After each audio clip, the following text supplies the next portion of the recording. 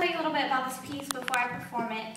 This is my testimony, and I want to dedicate it to the younger people in this room, because you come to these events and they tell you what you should do, and they tell you that sin is wrong, but they don't tell you how hard it is when you start sinning, and if you don't talk to someone about it, if you don't talk to your youth leader or your pastor or someone that you really trust, it just festers, and it's really, really hard. Anyone in this room can attest to that. It's really hard to come back from that. So they don't tell you that really at youth councils, but I'm telling you, so take that with you. All right. This is called slavery.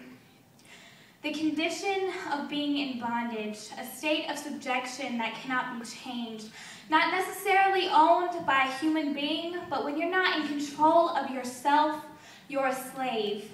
Who do you work for? What's the reward? Are you wading in water that will be troubled by the Lord? My heart is troubled. My soul is in unrest. If God's love is a school, then I have failed every test of faith. My spirit is wasted. One day I'll be coming face to face with God. He'll ask me where I've been, but I'll be reluctant to answer him because of slavery. It captured me, the chains and bondage of pornography. Be careful, little eyes, what you see, because 5 years later, you'll still be in captivity. Your chains won't break, your heart will be aching. People will think you're a good Christian because in life you've learned to fake it, but you can't fake it in front of God. He knows your thoughts, he sees your heart, and when you're making up your excuses, he's asking, why didn't you call me? Why didn't I call him? Not the first time, not the 1000th.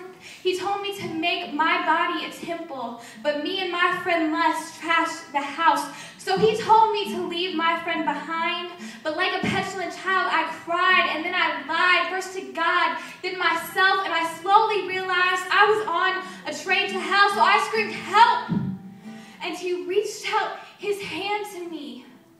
I hesitated because my own were so dirty, but he insisted, grab on, and the dirt fell off. I looked down at my hell, but I only saw mud. Because his thoughts are not my thoughts, because his ways are not my ways. When I thought he could never love me, he was working on a plan to save me, to exchange my poverty and chains for a mansion in his kingdom. Now I'm in bondage to his freedom, because slavery is a state of being, not a permanent condition. I wanted to make God's love my master, and he has created every medication to heal the bruises and bind the wounds, to purify the hearts and redeem the abused, to renew the minds and leave behind the bondage, the slavery. He sets captives free. That's why Christ went and died on Calvary, and he's begging you. He's begging me to accept the keys he's offering. The first is grace. The second is mercy. So let's dance because he's taken the shackles off our feet. And let's say so because we have been redeemed and he has redefined the meaning of slavery. The condition of being in bondage, a state of subjection you don't want to change because you are owned by the creator of the universe. So let his freedom make you a slave. Thank you.